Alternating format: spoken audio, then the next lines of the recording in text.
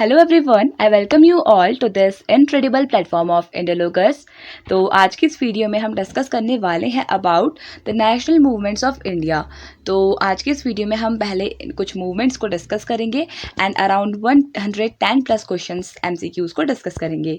तो जो टॉपिक्स आज हमें कवर करने हैं वो है द रिवॉल्ट ऑफ 1857 से हम स्टार्ट करेंगे। हम पर टॉपिक को डिटेल में डिस्कस करेंगे डिफरेंट स्लाइड्स में और उसके बाद उनसे रिलेटेड 10 to 15 क्वेश्चन सॉल्व करेंगे। सो फर्स्ट हम करेंगे the revolt of 1857, then the स्वदेशी movement of 1905, then Champaran movement, Kheda and Ahmedabad mill strike को डिस्कस करेंगे। उसके बाद राउलेट एक्ट 1919 का, फिर जलियांवाला बाग मसाकर और इसके बाद non cooperation movement and Khilafat movement, उसके बाद civil disobedience movement, then individual Satyagraha and करेंगे क्विट इंडिया मूवमेंट से।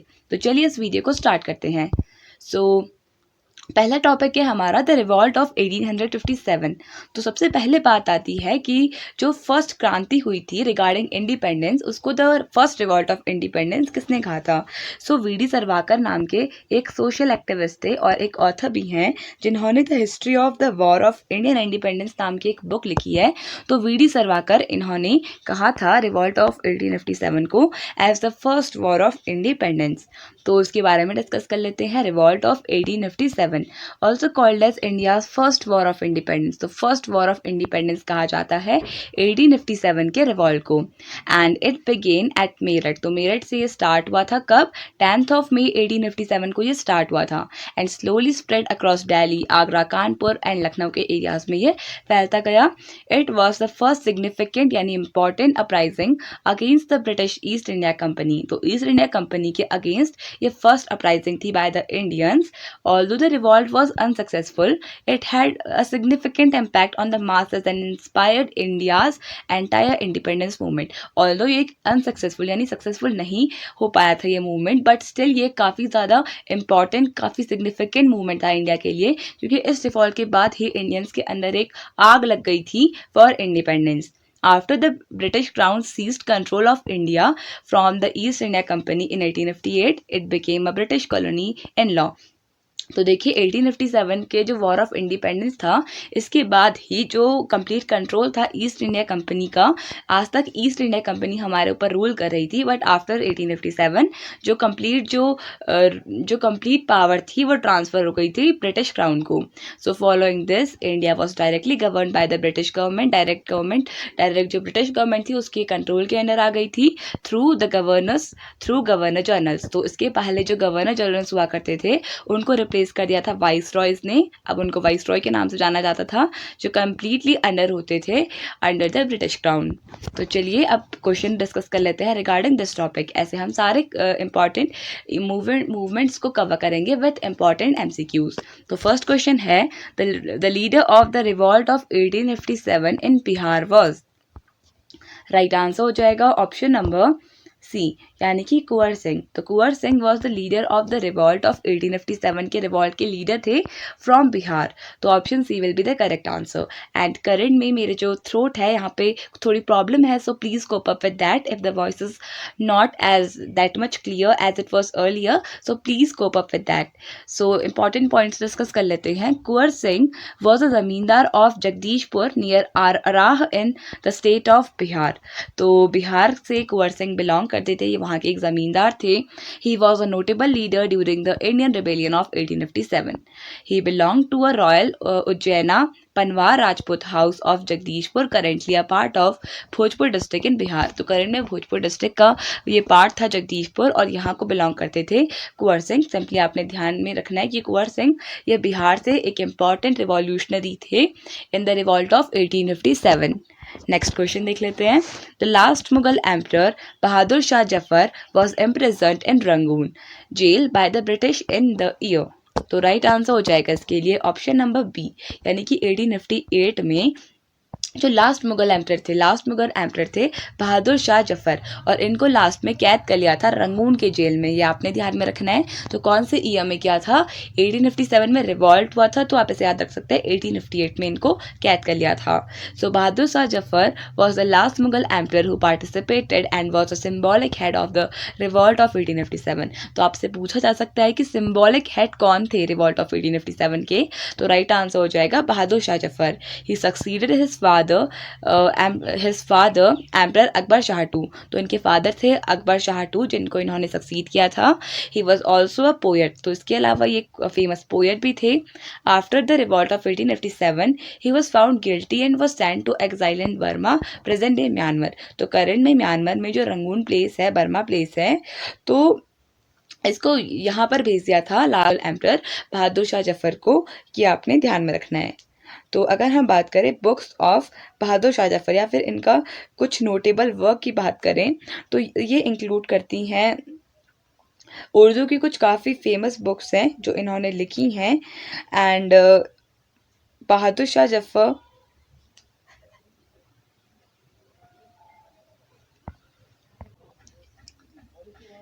तो बहादुर शाह जफर काफ़ी फेमस पोएट थे जिन्होंने काफ़ी ज़्यादा गज़ल्स लिखी हैं, ये आपने ध्यान में रखना है।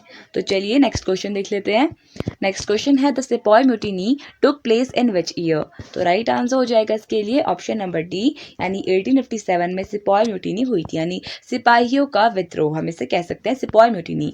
The revolt of 1857 also known as India's first war of independence, या फिर सिपॉय म्यूटिनी भी इसे कहा जाता है। The revolt began on 10th of May, तो कब स्टार्ट हुआ था? 10th ऑफ मे 1857 को ये स्टार्ट हुआ था मेरठ में as sepoy mutiny. It was initiated by the sepoys in the Bengal presidency against the British officers. तो इसके अलावा बंगाल प्रेसिडेंसी में भी ये स्टार्ट हुआ था सिपॉय म्यूटिनी, ये आपने ध्यान में रखना है। तो चलिए नेक्स्ट क्वेश्चन देख लेते हैं। The first governor general and the viceroy of British India was? Right answer हो जाएगा ऑप्शन डी, यानी कि लॉर्ड कैनिंग। तो Lord Canning was the first governor general and the viceroy of British India. फिर simply हम कह सकते हैं first viceroy and the last, it must be the last governor general, और the first governor general of the British India, because इससे पहले governor general east India Company के हुआ करते थे। सो स्टैब्लिशमेंट ऑफ, तो जो लॉर्ड कैनिंग थे इनके टाइम पर क्या क्या फेमस चीज़ें हुई थी, क्या क्या इंपॉर्टेंट चीज़ें हुई थी? फर्स्ट चीज रिवॉल्ट ऑफ 1857 हुआ था। Establishment of the 3 universities at Calcutta, Madras and Bombay in 1857। तो 1857 में 3 स्टैब्लिशमेंट हुआ था 3 फेमस यूनिवर्सिटीज़ का, जो थी कैलकाटा, मद्रास एंड बॉम्बे यूनिवर्सिटी।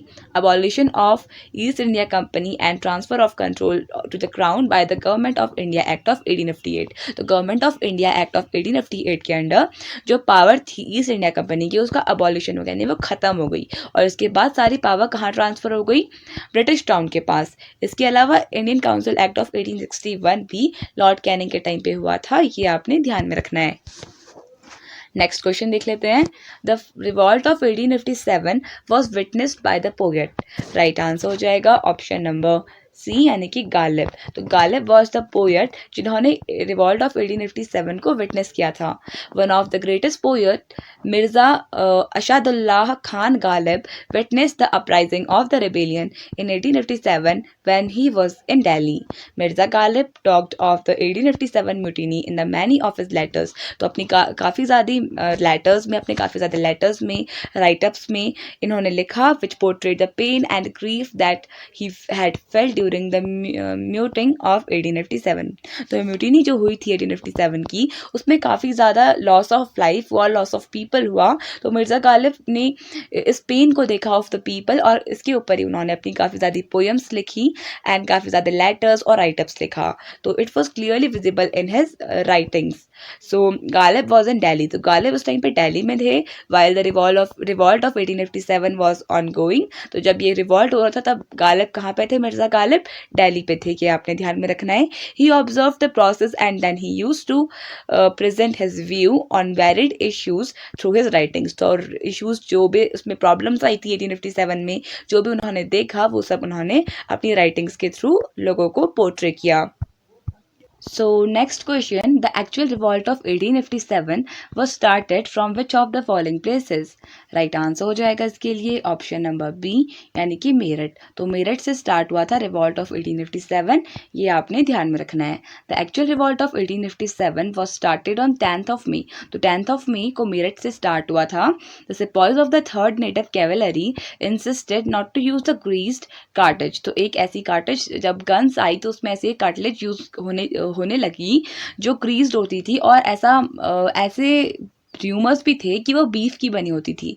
सो जो सिपॉयज थे, इंडियन सिपॉयज थे, उन्होंने इंसिस्ट किया कि they will not use that kind of guns जिसमें ऐसी कार्टिलेज यूज़ होगी।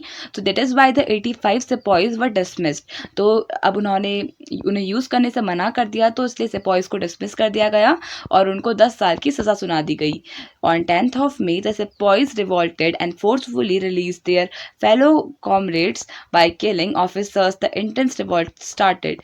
तो ऐसे ये जो रिवॉल्ट ऑफ 1857 था ये स्टार्ट हुआ। ये आपने ध्यान में रखना है। जो बाकी सिपॉयज थे उन्होंने इन 85 सिपॉयज को बचाने के लिए रिवॉल्ट किया और फोर्सफुली उनको रिलीज कर दिया जेल से। तो ऐसे ये रिवॉल्ट स्टार्ट हुआ।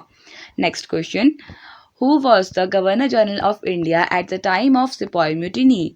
राइट आंसर हो जाएगा ऑप्शन नंबर बी, यानी कि लॉर्ड कैनिंग। तो लॉर्ड कैनिंग के टाइम पे ये हुआ था रिवॉल्ट ऑफ 1857, जिसको सिपॉय म्यूटिनी भी कहा जाता है। ये हम डिस्कस कर चुके हैं। लॉर्ड कैनिंग इनका टाइम पीरियड है 1856 से लेकर 1862 तक। अगर हम बात करें लॉर्ड कैनिंग की, तो लॉर्ड कैनिंग हमारी कंट्री के लास्ट गवर्नर जनरल रहे और फर्स्ट वाइस रॉय रहे। ये भी आपने ध्यान में रखना है। इसके अलावा अगर हम बात करें फर्स्ट गवर्नर जनरल की, तो Lord William Bentinck was the first governor general of India. Complete India की बात करें तो अगर हम सिर्फ बंगाल की बात करें तो बंगाल के जो फर्स्ट गवर्नर जनरल थे उनका नाम था वॉरेन हेस्टिंग। ये भी आपने ध्यान में रखना है। तो चलिए इंपॉर्टेंट पॉइंट्स देख लेते हैं। Lord Canning served as the governor general of India from 1856 to 1862। Next question, who among the following was a leader from Allahabad, यानी जिसको प्रयागराज के नाम से जाना जाता है, in the revolt of 1857 against the British?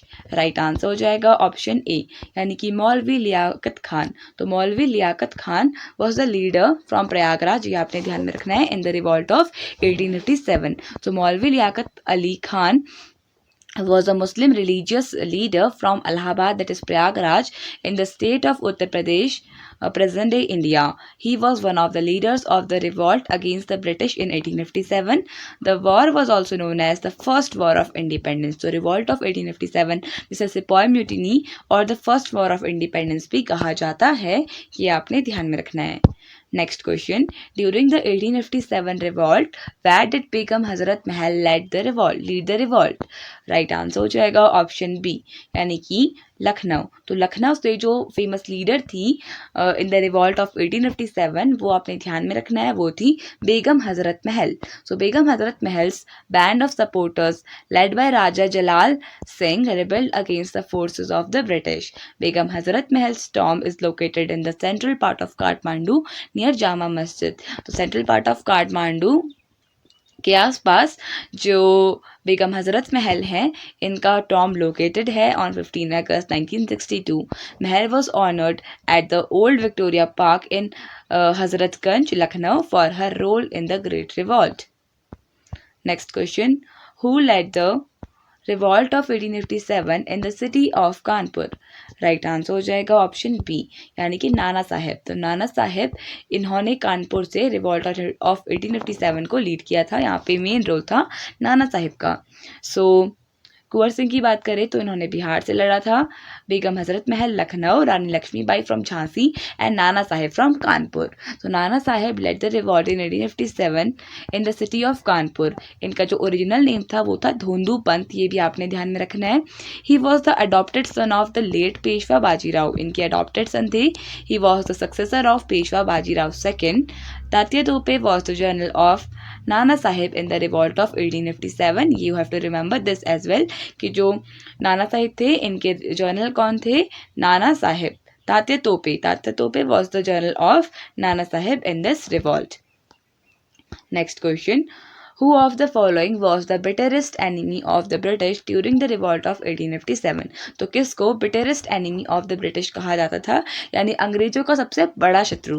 Right answer हो जाएगा ऑप्शन नंबर ए, यानी मौलवी Ahmadullah Shah.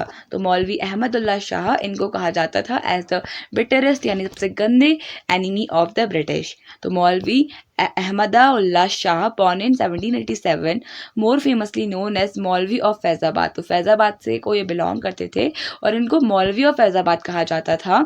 Was one of the leading figures of the great Indian revolt 1857। Next question देख लेते हैं। सो इसके साथ हमारे ये क्वेश्चंस कंप्लीट हुए ऑफ द रिवॉल्ट ऑफ 1857 जितने भी इंपॉर्टेंट थे। तो चलिए अब हम नेक्स्ट टॉपिक डिस्कस करेंगे जो है स्वदेशी मूवमेंट, जो हुआ था 1905 से लेकर 1911 तक। स्वदेशी मतलब अपने देश में बना हुआ। तो चलिए इसके बारे में डिस्कस कर लेते हैं। द स्वदेशी movement was a consequence of Lord Curzon's announcement for the partition of Bengal in 1905। तो 1905 में लॉर्ड कर्जन ने बंगाल का पार्टीशन अनाउंस कर दिया था और उसका ही हम कॉन्सिक्वेंस कह सकते हैं revolt of 1905 which was the स्वदेशी movement. on the ground that the population of Bengal as a whole would be difficult to govern over। तो इनका जो एक्सक्यूज था वो ये था कि बंगाल बहुत बड़ा प्रोविंस है और उसे गवर्न करना ईजी नहीं है, इसलिए उसका पार्टीशन कर देते हैं। बट जो मेन रीज़न था वो ये था कि बंगाल में जितनी भी रिवॉल्यूशनरी एक्टिविटीज़ थी वो इंक्रीज़ हो रही थी, जिसकी वजह से लोग अवेयर हो रहे थे रिगार्डिंग इंडिपेंडेंस। तो एक तरीके से लॉर्ड कर्जन का ये प्लान बना कि बंगाल को डिवाइड कर देते हैं ताकि जो ये एक्टिविटीज़ हैं ये एक तरीके से बढ़ जाएं। However, the British declared the division of Bengal into two provinces। तो two provinces में इसलिए बांटा था with the intention of undermining the national unity। तो national unity को ख़त्म करने के लिए उनका प्लान था for dividing Bengal। The boycott revolution यानी कि boycott revolution इंडियंस ने स्टार्ट कर दिया था was adopted at the conference held at the Calcutta Town Hall on August 7, 1905, thus establishing the Swadeshi movement and bringing its previously fragmented leadership under one leadership. Next question देख लेते हैं। अब questions हमें discuss करने हैं, तो questions discuss करना start करते हैं रिगार्डिंग स्वदेशी मूवमेंट। तो फर्स्ट क्वेश्चन है, what was the actual reason considered to be behind the partition of Bengal by lord Curzon in the year 1905। तो राइट आंसर हो जाएगा इसके लिए ऑप्शन नंबर डी, यानी कि डिवाइड एंड रूल पॉलिसी। तो ब्रिटिशर्स का जो मेन इंटेंशन था it was divide and rule policy, जिसकी वजह से वो इंडिया को डिवाइड करें और उसमें रूल कर सके। The actual reason considered to behind the partition of Bengal by lord Curzon was divide and rule policy of the British. Partition of Bengal was announced on 19 July 1905 को अनाउंस हुआ था बाय लॉर्ड कर्जन। ये date काफ़ी important रहती हैं, आजकल detail में questions पूछे जाते हैं। By lord Curzon then the viceroy, जो उस टाइम पे वाइसरॉय थे, and implemented on 16 October 1905। Lord Curzon was the then viceroy of India and he announced the partition of Bengal. और ये पार्टीशन इंप्लीमेंट कब हुआ था? 16 अक्टूबर को, जब वर्ल्ड फूड डे मनाया जाता है, और 19 जुलाई को 1905 को लॉर्ड कर्जन ने इसे अनाउंस किया था। Next question, What was the reason the British gave for dividing Bengal? अब हम अभी तक हमने एक्चुअल रीज़न की बात करी, अब वो रीज़न जो ब्रिटिशर्स ने दिया था। राइट आंसर हो जाएगा यहाँ पे option number D, option number C, यानी कि एडमिनिस्ट्रेटिव कन्वीनियंस। तो administrative convenience was the reason given by the Britishers for dividing Bengal. Administrative convenience was the reason the British gave for dividing Bengal. The partition of Bengal was the decision of separating eastern part of Bengal from the rest of Bengal. तो East Bengal को rest of Bengal से अलग करना main intention था. It was announced on 1905, 19 July को.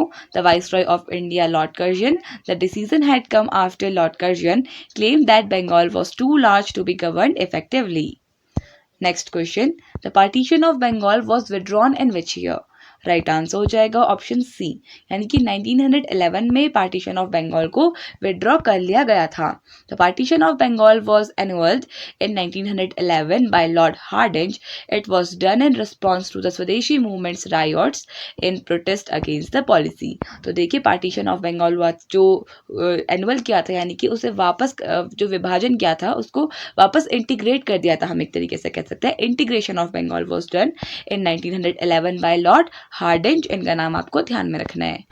सो next question देख लेते हैं, in which place was the organization named Golden League framework formed to work for boycott and the स्वदेशी मूवमेंट। तो बॉयकट कर रहे थे इन द स्वदेशी मूवमेंट। स्वदेशी मूवमेंट में क्या था कि अपने देश में बना हुआ जो जितना भी प्रोडक्ट है, अपने देश में बने हुए जो सामान है उसका यूज़ किया जाए और ब्रिटिशर्स का जो सामान है उसको कम्प्लीटली बॉयकॉट कर दिया जाए। तो this was mainly under the स्वदेशी मूवमेंट, ये आपने ध्यान में रखना है। तो चलिए option D will be the right answer. Golden league नाम की जो ऑर्गेनाइजेशन थी जो बॉयकट कर रही थी स्वदेशी मूवमेंट पे, वो देवगढ़ में बनी थी, ये आपने ध्यान में रखना है। स्वदेशी मूवमेंट इन बिहार जो हुआ था 1904 में, जो गोल्डन लीग बनी थी, इसने स्टार्ट किया था boycott in Bihar with the objective of boycotting the British and advancing the स्वदेशी मूवमेंट इन बिहार। तो नेक्स्ट क्वेश्चन देख लेते हैं। Which movement started after the partition of Bengal? Right answer हो जाएगा इसके लिए ऑप्शन बी, यानी कि स्वदेशी मूवमेंट। तो swadeshi movement as a consequence of the partition of Bengal in 1905, swadeshi movement start हुआ बंगाल में। Swadeshi movement was one of the most successful movements in the pre Gandhian era. तो गांधी जी इंडिया आए इन द ईयर 1915, तो उनके इंडिया आने से पहले साउथ अफ्रीका से वो इंडिया आए और बॉम्बे में वो आके रुके। तो ये आपने ध्यान में रखना है, उनकी लैंडिंग प्लेस बॉम्बे थी। तो इनसे आने, गांधी जी के आने से पहले जो इंडिया में जो मूवमेंट्स हुए, they are considered as a part of pre Gandhian era. So the movement find itself in the backdrop of the Mendicant policies of the early nationalist leaders के अंदर ये जो movement चला, who resisted the un-British like rule in India but believed in the English monarchy.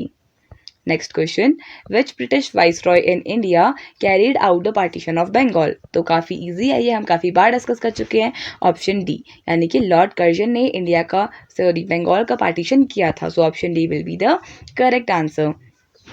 So Bengal was partitioned by the British Viceroy Lord Curzon.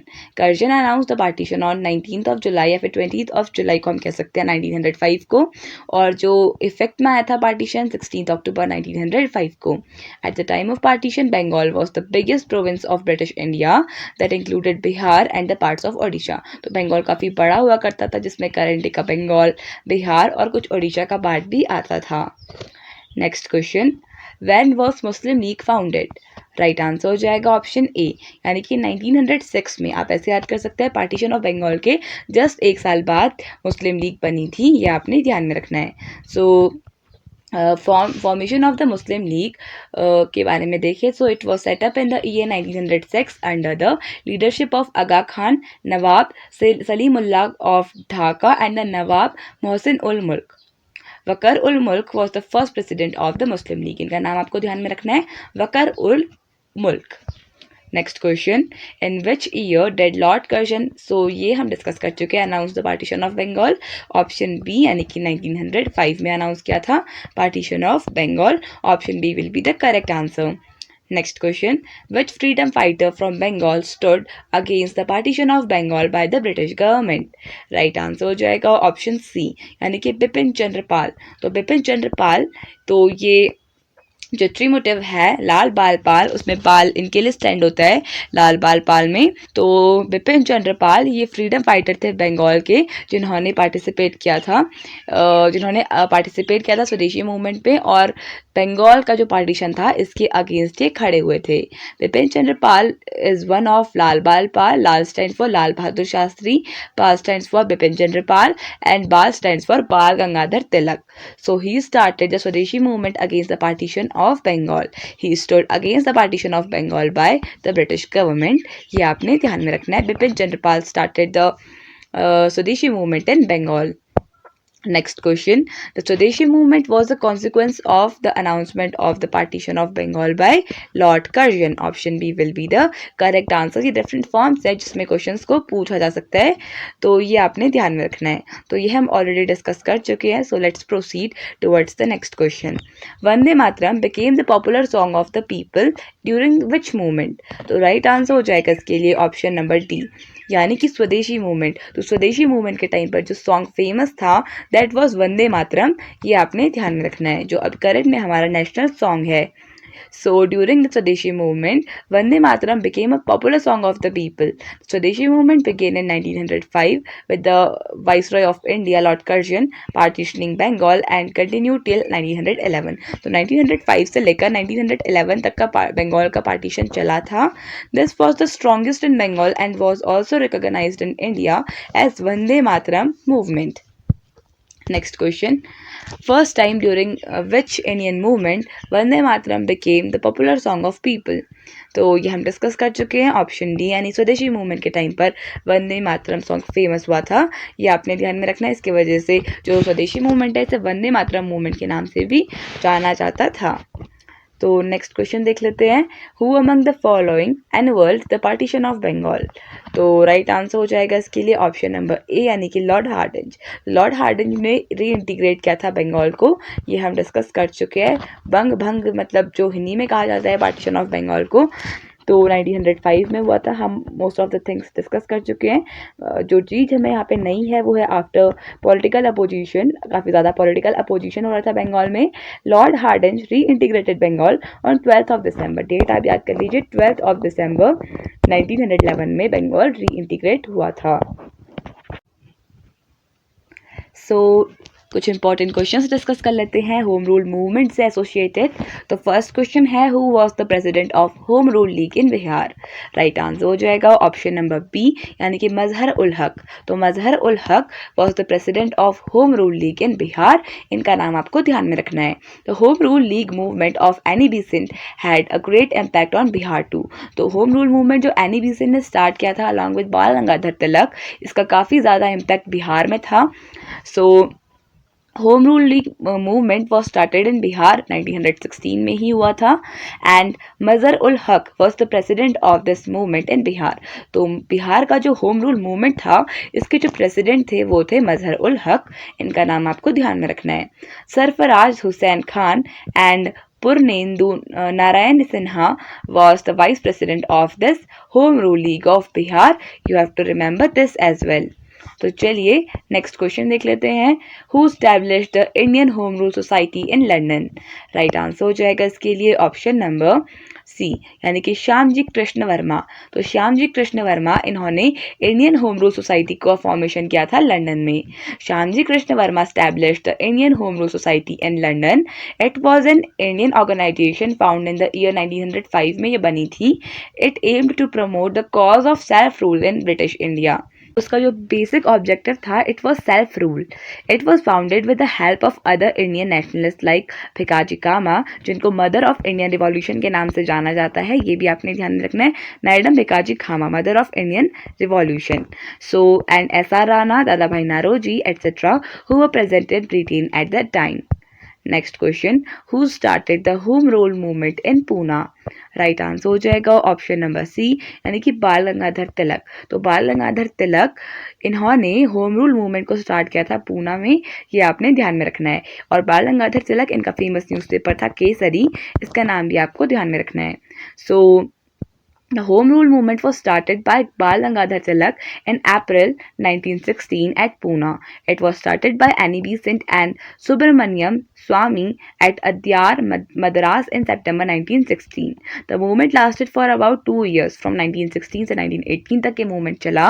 It aimed at establishing self-government home rule through conducting seminars, distributing pamphlets, etc.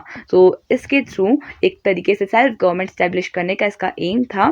और basically ये educated upper class के लिए था. Educated upper class के लिए था because यहाँ पे जो चीज़ों को जिन चीज़ों का यूज़ किया जा रहा था देवर पैम्पलेट्स, बुक्स एंड ऑल, तो ज़्यादातर अपर क्लास के को ही पढ़ने का इसका नॉलेज था, हम ऐसा कह सकते हैं. तो चलिए नेक्स्ट क्वेश्चन देख लेते हैं. The term home rule was adopted from which country.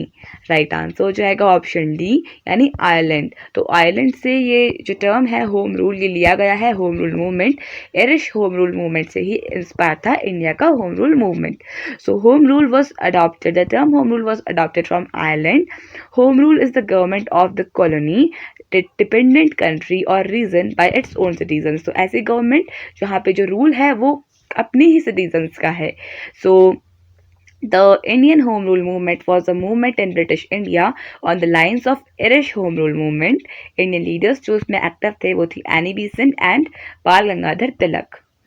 Next question, what was the motto of the home rule movement? Right answer हो जाएगा ऑप्शन नंबर ए, यानी कि self government for India. Self government was for India was the motto of this home rule movement. The main motto of the home rule movement was for the establishment of self government for India in British empire using constitutional method. तो basically यहाँ पे constitutional methods का use किया गया था. Home rule movements were launched in the country in 1916 under the leadership of Annie Besant and Bal Gangadhar Tilak. तो हम इनका नेम इतनी बार ले चुके हैं कि आई होप अब आपको ये अच्छे से याद हो गया होगा. तो बाल गंगाधर तिलक gave the popular slogan during the movement, और इन्होंने एक काफ़ी फेमस स्लोगन दिया था जो था home rule is my birth right and I shall have it. यानी आज़ादी मेरा जन्म सिद्ध अधिकार है और मैं इसे लेकर रहूँगा. हिंदी में इसे कहा जाता है एंड इंग्लिश में है ये home rule is my birth right and I shall have it. और इसके अलावा अगर हम बात करें बाल गंगाधर तिलक की तो इन्हें लोकमान्य के नाम से भी जाना जाता था. तो चलिए नेक्स्ट क्वेश्चन देख लेते हैं. Dash started the working for the home rule movement in 1916. तो राइट आंसर हो जाएगा ऑप्शन डी, यानी Bal Gangadhar Tilak started the working for the home rule movement in 1916. हम ऑलरेडी डिस्कस कर चुके हैं. तो मूवमेंट ये कहाँ से स्टार्ट हुआ था ये देख लीजिए. बेलगाम से स्टार्ट हुआ था ये movement. Annie Besant launch the home rule movement इन मद्रास. तो इन्होंने बेलगाम से स्टार्ट किया था गंगाधर तिलक जी ने, और एनी बेसेंट इन्होंने मद्रास से स्टार्ट किया था. Next question, who among the following was connected to the home rule movement in India? Right answer हो जाएगा ऑप्शन सी, यानी एनी बेसेंट. तो ये हम ऑलरेडी डिस्कस कर चुके हैं. कुछ इंपॉर्टेंट चीज़ें और कुछ नए फैक्ट्स है तो उनको डिस्कस कर लेते हैं. Annie Besant was connected to the home rule movement in India. हम डिस्कस कर चुके हैं. एनी बेसेंट इन्होंने लॉन्च किया 1916 में फ्रॉम मद्रास. तो Annie Besant fought for the freedom of thought, secularism, women's right and various social issues. तो इनके रिगार्डिंग एनी बेसेंट ने आवाज़ उठाई इंडिया में. Annie Besant converted to theosophy after meeting Helena Blavatsky in 1889. So next question, which of the following movement is not related to Gandhi ji? Right answer हो जाएगा option C, यानी कि home rule movement is not associated with Gandhi ji. Home rule movement is the only movement among these which is not associated with Gandhi ji. तो बाकी कौन से movement है? Non cooperation movement 1920 में हुआ था around. Civil disobedience movement around 1930 में हुआ था. And home rule movement 1916 and quit India movement कब हुआ था? 1942 में हुआ था. तो चलिए नेक्स्ट क्वेश्चन देख लेते हैं. Home rule movement was started in which year? I hope अब आपको याद हो गया होगा. 1916 में ये स्टार्ट हुआ था. Option D will be the correct answer. So ये सब चीज़ें हम डिस्कस कर चुके हैं तो टाइम वेस्ट नहीं करते हैं, आगे बढ़ते हैं. Next question, home rule league was established bye. Right answer हो जाएगा ऑप्शन डी, यानी एनी बेसेंट इन्होंने होम रूल लीग को भी स्टैब्लिश किया था. ये आपने ध्यान में रखना है. फाउंड किया था इन्होंने मद्रास में ऑन 28 अप्रैल 1916 में होम रूल लीग बनाई थी. मूवमेंट स्टार्ट हुआ था सितंबर 1916 में. Home rule movement was on the lines of the Irish home rule movement. ये हम डिस्कस कर चुके हैं. तो चलिए नेक्स्ट क्वेश्चन डिस्कस कर लेते हैं. तो नेक्स्ट हमारा जो नेक्स्ट टॉपिक है इट इज़ चंपारण मूवमेंट. तो चंपारण मूवमेंट ऑफ 1916 या 17 हम इसे कह सकते हैं. 1916-17 के बीच में ये हुआ था Champaran movement. So, Champaran movement was Mahatma Gandhi's first act of civil disobedience during the struggle for independence, which took place in Bihar region of Champaran in 1917. तो जो बिहार के चंपारण डिस्ट्रिक्ट में फर्स्ट जो मूवमेंट गांधी जी ने इंडिया में स्टार्ट किया था it was Champaran movement. Gandhi was persuaded by an indigo farmer Rajkumar Shukla. तो राजकुमार शुक्ला इन्होंने गांधी जी को फॉलो किया और परस्यूएट किया कि चंपारण आके विजिट करें. To visit Champaran to look into the the plight of the farmers who were subjected to oppressive regulations and high taxes. तो देखिए, राजकुमार शुक्ला ये एक फार्मर थे, एक पीजेंट थे. इन्होंने गांधी जी को के बारे में इन्होंने सुना और ये गांधी जी से मिलने गए. इन्होंने गांधी जी को काफ़ी फॉलो किया. इन लखनऊ में आई थिंक ये मिले थे. Then after that Gandhi ji अपने आश्रम गए. देन इसके बाद ये बंगाल गए, कलकत्ता गए. एंड उसके बाद जो राजकुमार शुक्ला थे ये इनके पीछे ही पड़ गए थे, यानी इनको फॉलो कर रहे थे जहाँ जहाँ गांधी जी जा रहे थे. और फाइनली राजकुमार शुक्ला जी ये लेकर गए गांधी जी को टू चंपारण, ताकि वो गांधी जी फार्मर्स की कंडीशन देख सके, ऑपरेशन देख सके of the Britishers on the poor farmers under the तीन कथैया सिस्टम, जिसके बारे में अभी हम डिस्कस करेंगे. They were compelled to grow indigo by the British colonist. So next question, in which year did Mahatma Gandhi return from South Africa? Right answer हो जाएगा इस क्वेश्चन के लिए ऑप्शन नंबर बी, यानी कि 1915. So in the year 1915 Mahatma Gandhi ji South Africa से India वापस आए थे और इसके बाद ही इन्होंने इंडिया में आकर सेवरल मूवमेंट्स को स्टार्ट किया. So Mahatma Gandhi return from South Africa on 9th of January 1915. इसलिए हर 9th of January को हम प्रवासी भारतीय दिवस यानी कि non NRI day, non residential Indian full form होता है NRI का, तो NRI डे सेलिब्रेट करते हैं. ये आपने ध्यान में रखना है. So on 9 January 1915 father of the nation MK Gandhi reached Bombay. तो बॉम्बे पे ये लैंड हुए थे, selling from South Africa, having lived there for more than 2 decades. The state was chosen to be observed as प्रवासी भारतीय दिवस यानी कि नॉन रेजिडेंट इंडियन डे. तो ये भी हम डिस्कस कर चुके हैं. नेक्स्ट क्वेश्चन देख लेते हैं. नेक्स्ट क्वेश्चन है when did Mahatma Gandhi arrive in Champaran. तो राइट आंसर हो जाएगा इसके लिए ऑप्शन नंबर सी, यानी कि अप्रैल 1917 में गांधी जी ने चंपारण को विजिट किया था. So Gandhi arrived in Champaran, जो बिहार की एक डिस्ट्रिक्ट है, on 10th of April 1917 and stay on the house of Sant Raut in Amolwa village with a team of eminent lawyers. तो लॉयर्स के साथ ये रुके थे Gandhi ji in the Amolwa village. ये आपने ध्यान में रखना है. सो कौन कौन से थे वो lawyers? Brajkishore Prasad, Rajendra Prasad, Anurag Narayan Sinha, Ram Navami Prasad and JB Kripalani. So Hansi will be the correct answer. So these are the names of the lawyers, eminent lawyers, जो गांधी जी के साथ, जिनके साथ गांधी जी रुके थे इन Champaran. Next question, who among the following was not a part of पंचकथैया system agitation? Right answer हो जाएगा option number D, यानी कि JP नारायण. तो Jayaprakash Narayan was not a part of this पंचकथैया system agitation. तो इसके बारे में डिस्कस कर लेते हैं पंचकथैया सिस्टम के. So the farmer of Champaran used to follow पंचकथैया system, whereby 5 kathas of their land in a biga had to be planted with indigo. तो देखिए, ब्रिटिशर्स फोर्सफुली इंडियंस को इंडिगो ग्रो करने को कह रहे थे. और इंडिगो एक ऐसी क्रॉप होती है जिसे अगर सॉइल पे ग्रो कर दिया जाए तो सॉइल अपनी फर्टिलिटी लूज कर देती है. तो फार्मर्स इस क्रॉप को बिल्कुल भी ग्रो नहीं करना चाहते थे, but it was a commercial crop for the Britishers. तो वो इंडियंस को फोर्स कर रहे थे कि वो इस क्रॉप को ग्रो करें, और इसलिए यहाँ पे पंचकथैया सिस्टम को इम्प्लीमेंट किया था, जहाँ पे 1 बीघा के लैंड में 5 कट्ठास को में इंडिगो ग्रो करना होता था. So the local agitators and leaders like Sheikh Gulab, Harbans Sahai, Pir Mohammad Munshi, Sant Rawat and Lomrah Singh agitated against this. तो ये कुछ प्रोमिनेंट लीडर्स हैं जिन्होंने इस सिस्टम में पार्टिसिपेट किया था, इस सिस्टम के अगेंस्ट एजिटेशन में पार्टिसिपेट किया था, we must say. So against the Panchkathaiya system, and managed to extract some concession, and the system that came to be practiced was तीन कथैया system. तीन कथैया system में क्या होता था? 3 instead of 5 कट्ठास of land was to be planted with indigo. तो इस agitation के बाद जो पंचकथैया सिस्टम था, इसके अगेंस्ट जो एजिटेशन किया था, उसके बाद जो कंपेंसेशन था, एक तरीके से कंसेशन मिल गया था. पहले 5 पार्ट्स में इंडिगो ग्रो करना होता था, उसके बाद 3 पार्ट्स में इंडिगो ग्रो करने को ब्रिटिशर्स ने इंडियंस को कहा. तो चलिए नेक्स्ट क्वेश्चन देख लेते हैं. Which was the first Satyagraha launched by Mahatma Gandhi in India? Right answer हो जाएगा ऑप्शन सी, यानी कि चंपारण सत्याग्रह. तो Champaran was the first Satyagraha launched by Mahatma Gandhi in India. So Champaran Satyagraha of 1917 was the first Satyagraha movement led by Gandhi ji in India and is considered a historically important revolt in the Indian independence movement. It was a farmers' uprising helping that took place in Champaran district of Bihar during the British colonial period. ये आपने ध्यान में रखना है. Next question देख लेते हैं. The district Champaran is situated in which Indian state?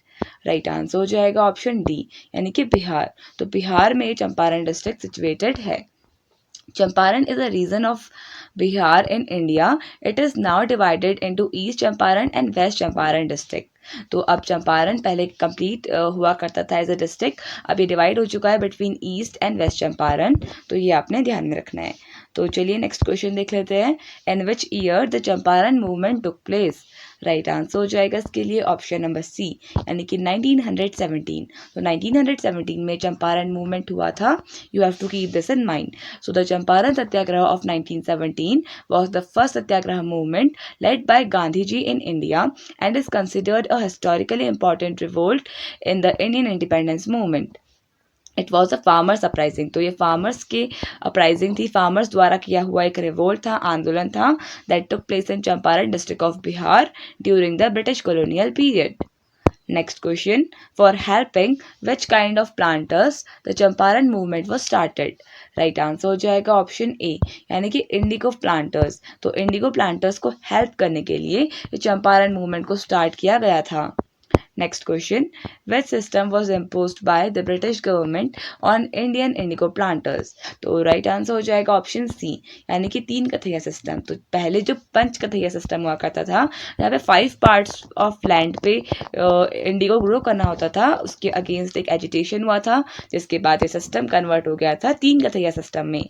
3 Kathaiya system was the system under which the native farmers of Champaran in Bihar were forced to cultivate indigo in 3 parts of the land out of every 20 parts of the land. Next question. Who requested Gandhiji to help the indigo planters of Champaran movement in Bihar? तो right answer हो जाएगा option number C यानी कि राजकुमार शुक्ला. तो राजकुमार शुक्ला वो prominent leader थे, एक farmer थे, जिन्होंने गांधी जी को रिक्वेस्ट किया था कि वो इंडिगो प्लांटर्स की हेल्प करे चंपारण में जाकर. Next question. In which year Indigo plantation was started in Bihar? Right answer हो जाएगा ऑप्शन नंबर ए यानी कि 1750 में इंडिगो प्लांटेशन बिहार में स्टार्ट हुआ था. सो नील जिसको इंडिगो कहा जाता है started being grown commercially in Bihar, United province and the Bengal presidency in the year 1750 के अराउंड. जो करंट में उत्तर प्रदेश का एरिया है, यूपी का एरिया है, बिहार का और वेस्ट बंगाल का एरिया है, यहाँ पर इंडिगो प्लांटेशन स्टार्ट हुई थी. Next question. Who among the following opposed to Champaran Satyagraha of Mahatma Gandhi in Bihar? Right answer हो जाएगा ऑप्शन बी यानी कि एनजी रंगा. तो एनजी रंगा वॉज द पर्सन जिन्होंने अपोज था चंपारण सत्याग्रह का, जो गांधी जी ने स्टार्ट किया था बिहार में. तो ये आपने ध्यान में रखना है, एनजी रंगा इनका नाम. सो महात्मा गांधी चंपारण सत्याग्रह वॉज चैलेंज्ड बाय एनजी रंगा. In 1917, under Gandhiji's direction, a satyagraha took place in the Champaran area of Bihar. Next question. Which was the second satyagraha launched by Mahatma Gandhi in India? Right answer हो जाएगा option number A यानी कि Kheda satyagraha was the second satyagraha launched by Gandhi ji in India. Mahatma Gandhi organize the Kheda satyagraha. इसके बारे में अभी हम discuss करेंगे. It is one of the revolutionary methods of freedom fighters. तो सत्याग्रह एक ऐसी मेथड होती है जहाँ पर नॉन वायलेंस का यूज़ किया जाता है एंड सत्य के लिए आग्रह किया जाता है. यानी कि ऐसा माना जाता है कि जो चीज़ सच है अगर उसके लिए हम आग्रह भी करें तो जो ऑप्रेसर है वो खुद ही अपने घुटने टेक देगा, वो खुद ही एक तरीके से हमारे सामने सरेंडर कर देगा and the non violent person will surely get the good result out of it. So after Champaran, the Kheda Satyagraha was the second Satyagraha movement. The main aim of this movement is to support the peasants. तो उसका main aim था peasants को support करना. अब इसके बारे में हम डिटेल में डिस्कस करेंगे. तो नेक्स्ट क्वेश्चन देख लेते हैं. Who among the following was the governor general and the viceroy of India during the time of Champaran Satyagraha? Right answer हो जाएगा ऑप्शन नंबर बी यानी कि लॉर्ड चेम्सफोर्ड. तो lord Chelmsford was the governor general of and the viceroy, governor general या फिर हम more specifically कहें तो viceroy of India during the time of Champaran Satyagraha. Lord Chelmsford served as governor general and viceroy of India from 1916 to 1921. Important events during his tenure included foundation of Sabarmati Ashram after Gandhi's return, launch of Champaran Satyagraha, Kheda Satyagraha and the Satyagraha of Ahmedabad. तो ये जो Lord Chelmsford है इनके time पर ही ये कुछ important events हुए थे जो आपको ध्यान में रखने हैं। नेक्स्ट क्वेश्चन, नेक्स्ट मूवमेंट जो हमें डिस्कस करना है वो है Ahmedabad mill strike and Kheda satyagraha. तो इसके बारे में डिस्कस कर लेते हैं। After Champaran the Kheda satyagraha was the second satyagraha movement. The main aim of this movement is to support the peasants. Gandhiji wants to stop all the atrocities done by Britishers on the peasants like charging high taxes. तो Champaran movement के बाद जो second movement Gandhi जी ने India में start किया था it was Kheda सत्याग्रह जो 1918 में गांधी जी ने स्टार्ट किया था। तो ये जो मेन एम था इस मूवमेंट का ऑब्जेक्टिव था वो था टू सपोर्ट द पीजेंट्स। तो रीजन देख लेते हैं। In 1918 Gandhi ji led the movement in Kheda district of Gujarat. तो गुजरात की खेड़ा डिस्ट्रिक्ट में ये मूवमेंट स्टार्ट हुआ demanding relaxation of the revenue tax owing to the property experienced by the farmers because of the outbreak of plague and crop failure। तो देखिए all दो बहुत सारे रीजंस थे behind the Kheda Satyagraha like first world war, क्योंकि first world war 1914 से लेकर 1918 के बीच में हुई थी और इस बीच जो बेसिक नेसेसिटीज़ का जो प्राइस था वो काफ़ी ज़्यादा बढ़ चुका था और क्रॉप फेलियर भी हो गया था इंडिया में एंड जो फार्मर्स थे वो काफ़ी ज़्यादा सफ़र कर रहे थे। इसके अलावा प्लेग नामक जो डिजीज़ थी ये भी काफ़ी ज़्यादा स्प्रेड हो गई थी अमंग पीपल। तो बेसिकली जो मिल में काम करने वाले वर्कर्स थे वो अपने गांव वगैरह को जाने लगे, अपने नेटिव्स में जाने लगे एंड क्रॉप फेलियर की वजह से लोग काफ़ी ज़्यादा सफ़र कर रहे थे। तो वो टैक्सेस देने में एक तरीके से हम कह सकते हैं सक्षम नहीं थे। They were not capable of paying the taxes. So इसके बाद भी जो ब्रिटिश गवर्नमेंट थी वो इतनी ज़्यादा क्रूअल थी कि उन्होंने टैक्सेशन में बिल्कुल भी डिक्रीमेंट नहीं किया and at the end Gandhi ji को खेड़ा सत्याग्रह स्टार्ट करना पड़ा। अब हम डिस्कस करेंगे अहमदाबाद मिल स्ट्राइक के बारे में। The Ahmedabad Mill Strike was an episode in modern Indian history where workers of textile mills in Ahmedabad fought for economic justice, where the mill owners discontinued their plague bonuses. तो देखिए जैसे अभी हमने discuss किया था जब plague नामक बीमारी आई थी तो इस केस पे जो वर्कर्स थे वो अपने नेटिव्स को जाने लगे थे, एक तरीके से माइग्रेट करने लगे थे अपने नेटिव्स को। तो इस केस में क्या था कि जो मिल ओनर्स थे उन्होंने प्लेग बोनस देना स्टार्ट किया टू द वर्कर्स ताकि वो मिल्स में रहे और उनका अच्छे से प्रोडक्शन का काम हो सके। तो जैसे ही सिचुएशंस नॉर्मल होने लगी तो प्लेग बोनस देना जो ओर्स थे उन्हें बंद कर दिया। तो इस केस में जो पुअर इंडस्ट्रियल वर्कर्स थे, जो पुअर वर्कर्स थे, उन्होंने डिमांड किया कि उनको अराउंड 50% तक का बोनस दिया जाए ताकि जो इन्फ्लेशन का पीरियड था यानी कि बेसिक जो चीज़ें थी उनका जो प्राइस था वो इंक्रीज हुआ था, फार्मर्स उसके साथ कोप अप कर सके, वर्कर्स उसके साथ कोप अप कर सके। बट जो मिल ओनर्स थे वो कह रहे थे फॉर अराउंड 20% जो प्लेग बोनस है वही दिया जाएगा। तो इस केस में गांधी जी बीच में आए और उन्होंने अहमदाबाद मिल स्ट्राइक को चालू किया। Mahatma Gandhi undertook his first hunger strike on 15th of March 1918 में गांधी जी ने अपनी पहली हंगर स्ट्राइक की थी। During the peaceful strike led by Gandhi he underwent a hunger strike. The Ahmedabad mill strike was successful and the workers were granted the high wage like hike they wanted। तो around जितना भी hike उनको चाहिए था उसके आसपास का hike उनको मिल गया था वर्कर्स को। सो एट द एंड जो वर्कर्स थे they were very much happy after this Kheda movement. Next question देख लेते हैं। अब क्वेश्चंस डिस्कस करेंगे regarding these topics. First question है Ahmedabad mill strike incidents is related to. Right answer हो जाएगा ऑप्शन सी यानी कि महात्मा गांधी जी। तो Gandhi ji was the main figure of importance in Ahmedabad mill strike. In March 1918 Gandhi intervened in a dispute between cotton mill owners of Ahmedabad and the workers over the issue of discontinuation of the plague bonus. तो ये हम already discuss कर चुके हैं about the plague bonus. तो mill owners wanted to withdraw the bonus. तो mill के जो ओनर्स थे वो चाहते थे कि ये बोनस बंद कर दिया जाए। The workers were demanding a rise of 50% in their wages so that they could manage that in the times of wartime inflation। तो वॉर टाइम इन्फ्लेशन हुआ था क्योंकि फर्स्ट वर्ल्ड वॉर में इन्वॉल्व था ब्रिटेन, जिसकी वजह से क्रॉप्स की जो प्राइस थे वो काफ़ी बढ़ रहे थे एंड क्लोथिंग ग्रेन्स के सबके प्राइस बढ़ रहे थे। The mill owners were ready to give a compensation of around 20% only. The workers went on strike. तो ये था reason behind going on strike by the workers. तो चलिए नेक्स्ट क्वेश्चन देख लेते हैं, क्योंकि हम इसे ऑलरेडी डिस्कस कर चुके हैं। नेक्स्ट क्वेश्चन है the struggle in Ahmedabad in 1917-18 involve the. Right answer हो जाएगा ऑप्शन बी, यानी इंडस्ट्रियल वर्कर्स ने किया था अहमदाबाद मिल स्ट्राइक 1917-18 में, ये आपने ध्यान में रखना है। Gandhi ji launch the struggle in Ahmedabad in 1917-18 which involved the industrial workers. Mahatma Gandhi was called by Anusuya Sarabhai for help in fighting for justice for the mill workers. तो गांधी जी को बुलाया था सोशल एक्टिविस्ट अनुसुईया साराभाई ने, ताकि वो हेल्प कर सके इंडस्ट्रियल वर्कर्स को अहमदाबाद में। तो चलिए नेक्स्ट क्वेश्चन देख लेते हैं। सो नेक्स्ट क्वेश्चन है in which year the Kheda satyagraha took place. Right answer हो जाएगा ऑप्शन बी, यानी कि 1918 में खेड़ा सत्याग्रह हुआ था। तो ये आपने ध्यान में रखना है, just 4 days after the Ahmedabad mill strike. So next question देख लेते हैं, Kheda is located in which state. Right answer हो जाएगा ऑप्शन सी, यानी कि गुजरात में सिचुएटेड है खेड़ा, ये आपने ध्यान में रखना है। नेक्स्ट क्वेश्चन देख लेते हैं। So which of the following leader, Indian leader, became the follower of Mahatma Gandhi due to Kheda satyagraha. काफ़ी इंपॉर्टेंट क्वेश्चन है। राइट आंसर हो जाएगा ऑप्शन ए, यानी कि सरदार वल्लभ भाई पटेल।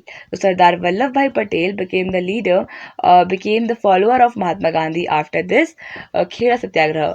एंड सरदार वल्लभ भाई पटेल को आयरन मैन ऑफ इंडिया कहा जाता है। इसके अलावा सरदार वल्लभ भाई पटेल को बिस्मार्क ऑफ इंडिया के नाम से भी जाना जाता है, बिस्मार्क ऑफ इंडिया। एंड इसके अलावा सरदार वल्लभ भाई पटेल ने बारदोली मूवमेंट को भी स्टार्ट किया था, ये भी आपने ध्यान में रखना है। तो इंपॉर्टेंट पॉइंट्स देख लेते हैं। The main leader of the whole movement is Mahatma Gandhi. कौन से मूवमेंट की बात हो रही है? Kheda movement. Along with this Sardar Vallabh Bhai Patel played the role of the main follower of the Mahatma Gandhi during this movement. You have to remember this as well. So let's proceed towards the next question. Next question है हमारा, what was the major reason behind the Kheda सत्याग्रह।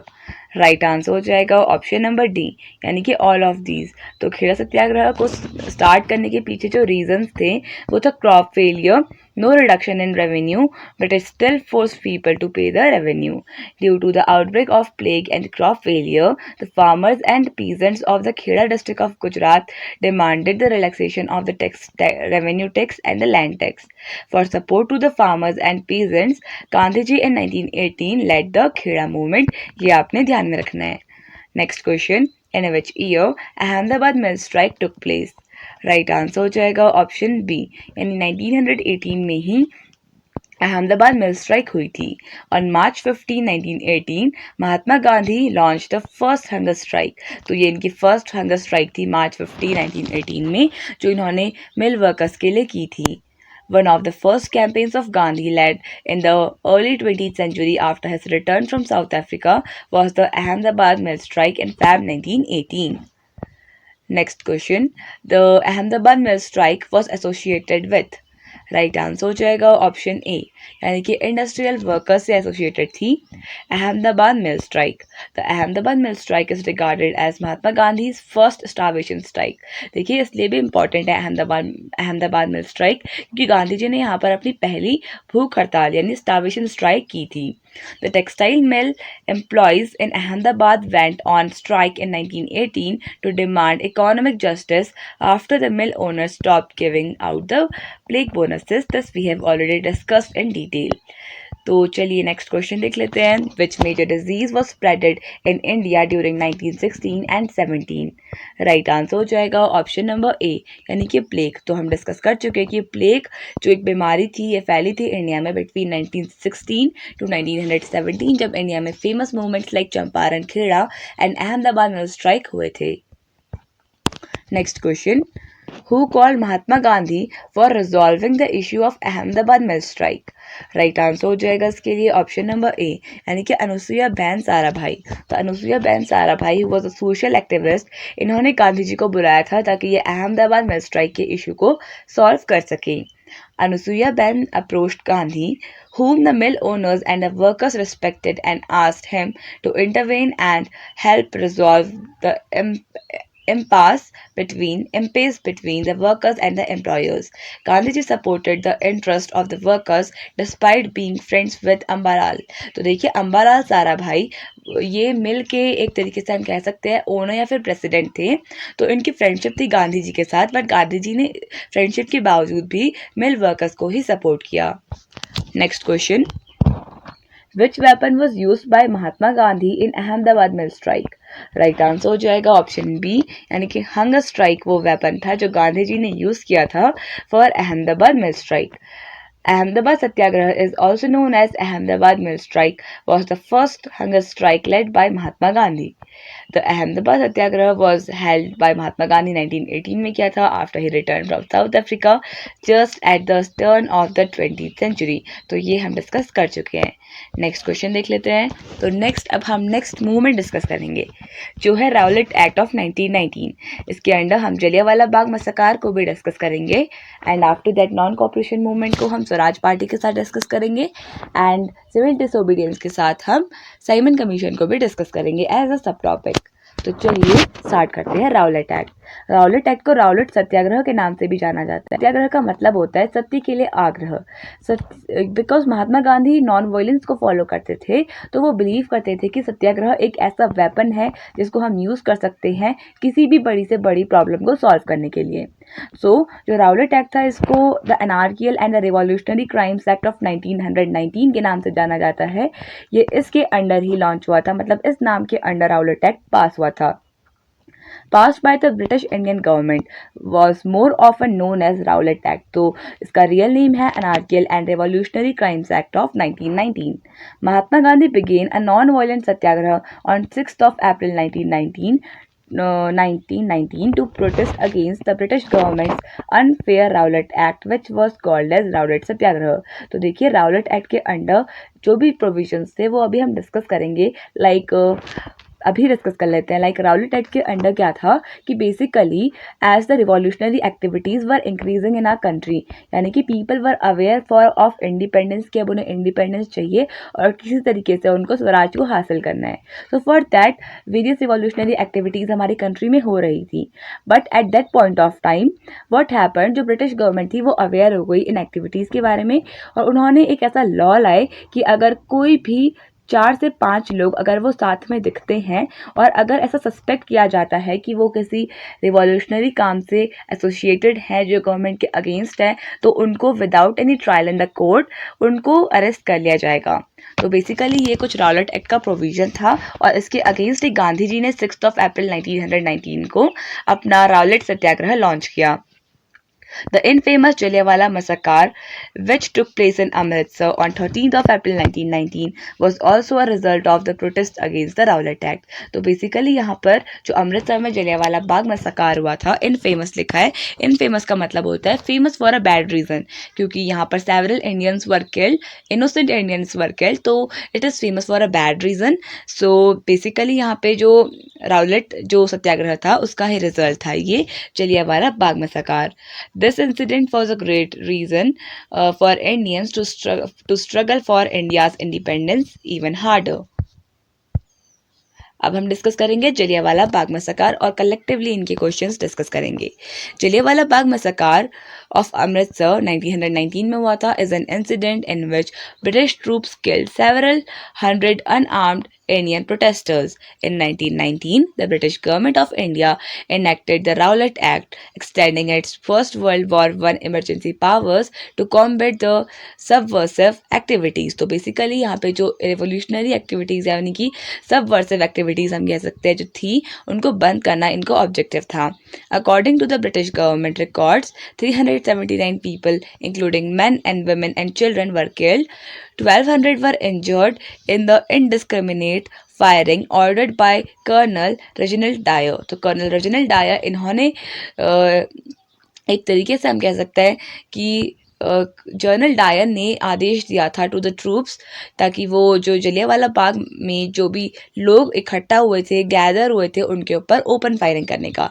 और British data के according 379 लोगों की death हुई थी और more than 1200 were injured. But this is only the data, so the reality is something different. And we all know about that. तो चलिए अब कुछ क्वेश्चंस डिस्कस कर लेते हैं। In which year the Rowlatt Act was passed? Right answer हो जाएगा इसके लिए ऑप्शन नंबर डी, यानी 18 मार्च 1919 को ये राउलेट एक्ट पास हुआ था। ये आपने ध्यान में रखना है। द राउलेट एक्ट, इसको द ब्लैक एक्ट के नाम से भी जाना जाता है, यानी कि काला कानून कहा जाता है। Was an act pass by the imperial legislative council. तो इसे कौन सी काउंसिल ने पास किया था? Imperial legislative council ILC in Delhi on 21 March 1919. What was the real name of the Rowlatt Act? Right answer हो जाएगा ऑप्शन नंबर सी, यानी कि the anarchical and revolutionary act of 1919 Rowlatt Act का real name था, also known as black act. तो next question देख लेते हैं। Which two great leaders were arrested under the Rowlatt Act on 9th of April? Right answer हो जाएगा इसके लिए ऑप्शन नंबर सी, यानी बोथ ए एंड बी, यानी सैफुद्दीन किचलू एंड डॉक्टर सत्यपाल, इन दोनों को अरेस्ट किया था under Rowlatt act 9th of April को। Two popular Congress leader Satyapal and Saifuddin Kitchlew were arrested. The protest was very intense when the act came into effect and the army was called in Punjab to tackle the situation. Next question, who was responsible for Jallianwala Bagh massacre? तो right answer हो जाएगा इसके लिए option A, यानी general Dyer. तो general Dyer वो responsible for Jallianwala Bagh massacre के लिए रिस्पॉन्सिबल था, ये आपने ध्यान में रखना है। In the year 1919 general Dyer led a brigade of British soldiers that patrolled the Punjab province Jalandhar. General Dyer was the one who ordered the tragic massacre which happened in April 1919 at the Amritsar Jallianwala Bagh। जो अमृतसर के जलियांवाला बाग में 13 अप्रैल 1919 को innocent लोग इकट्ठे हुए थे, gather हुए थे for celebrating Baisakhi. And various ऐसे लोग थे, बहुत सारे ऐसे लोग थे जो वहाँ गैदर हुए थे फॉर सेलिब्रेटिंग बैसाखी, और बहुत ऐसे भी लोग थे जो गैदर हुए थे वहाँ पर रिगार्डिंग द राउलेट एक्ट के बारे में डिस्कस करने के लिए, that it was an unfortunate act for the Indians. Next question, what was the main cause of the Jallianwala Bagh massacre? Right answer हो जाएगा ऑप्शन डी, यानी कि राउलेट एक्ट प्रोटेस्ट। तो राउलेट एक्ट के अगेंस्ट जो प्रोटेस्ट कर रहे थे, एक तरीके से कुछ लोग वहाँ पे प्रोटेस्ट कर रहे थे एंड कुछ लोग जो इनोसेंट थे वो वहाँ पे बैसाखी सेलिब्रेट कर रहे थे। A large peaceful crowd has gathered at the Jallianwala Bagh in Amritsar, Punjab, British India during the annual Baisakhi fair to protest against the Rowlatt Act and the arrest of pro-independence activist Saifuddin Kitchlew and Satyapal. तो देखिए famous जो हमारे leaders थे Saifuddin Kitchlew and doctor Satyapal, इनको arrest कर लिया गया था। एक तरीके से इनका अननोन अरेस्ट किया गया था, यानी ये एक तरीके से मिसिंग थे, वर फाउंड मिसिंग। तो इनके रिगार्डिंग भी ये कहाँ हैं, इसके रिगार्डिंग भी मीटिंग सेट करी थी वहाँ पर। तो बेसिकली यहाँ पर लोग सेवरल रीजंस के लिए कि there were several reasons for which the people had gathered there. Next question, which festival was being celebrated in Amritsar during the Jallianwala Bagh massacre? Right answer हो जाएगा ऑप्शन सी, यानी कि बैसाखी। तो बैसाखी जो फेस्टिवल था ये सेलिब्रेट हो रहा था at the time of Jallianwala Bagh massacre. On the day of the festival of Baisakhi 13 April 1919 in Jallianwala Bagh, a public garden in Amritsar, a crowd of non-violent protesters had gathered. Also among the crowd were pilgrims who had come to celebrate Baisakhi.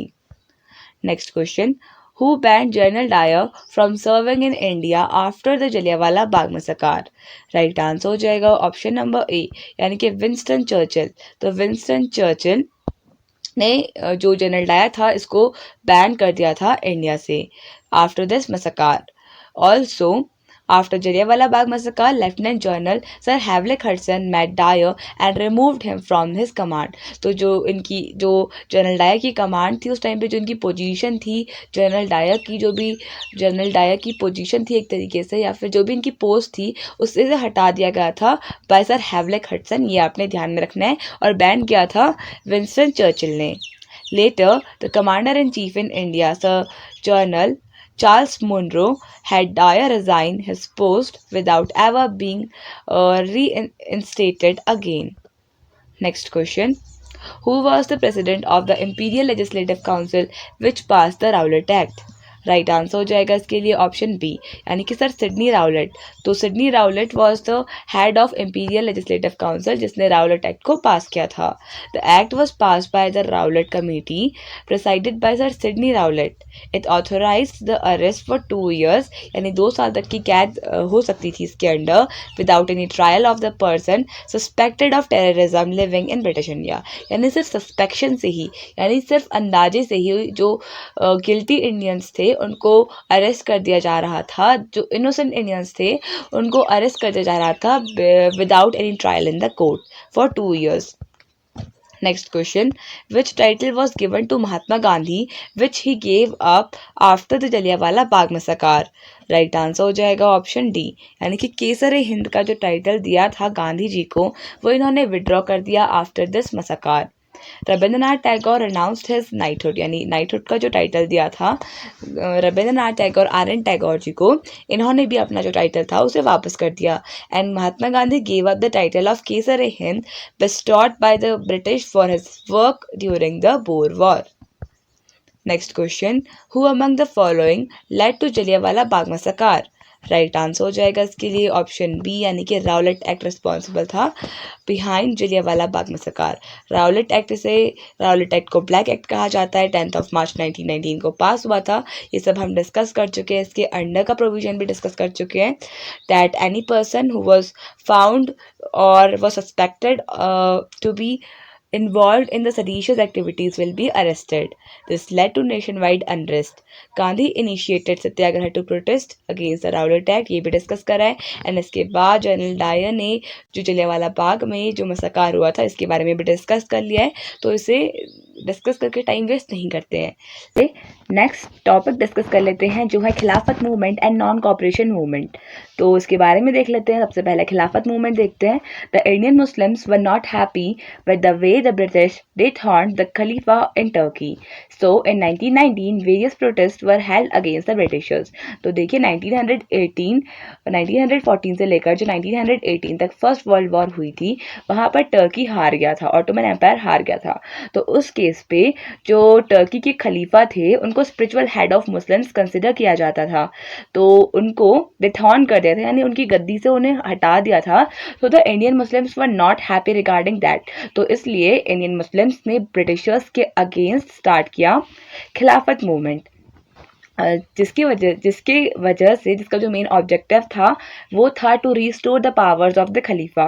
The Indian national Congress led by Mahatma Gandhi began the Indian non cooperation movement on 5 September 1920। तो at that point of time Mahatma Gandhi जी ने इसको एक opportunity देखी खिलाफत movement और non cooperation movement को मर्ज करने की, जिससे हिंदू मुस्लिम यूनिटी आ सके, इसलिए नॉन कॉपरेशन मूवमेंट स्टार्ट हुआ 5 सितंबर 1920 को basically start हुआ। The non-cooperation movement is one of the key movements in India's independence struggle. It was initiated by Gandhi in support of the खिलाफत movement. तो इस तरीके से खिलाफत मूवमेंट और नॉन कोऑपरेशन मूवमेंट को एक साथ चलाया गया। अब कुछ नॉन कॉपरेशन मूवमेंट के बारे में डिस्कस कर लेते हैं। तो जो एम था नॉन कॉपरेशन मूवमेंट का, so the aim was to boycott the major social programmes, events, offices and schools to resonate with India struggle for independence. तो बेसिकली नॉन कॉपरेशन मूवमेंट के अंडर बेसिकली जो ये term है यही बताता है not to cooperate with the Britishers.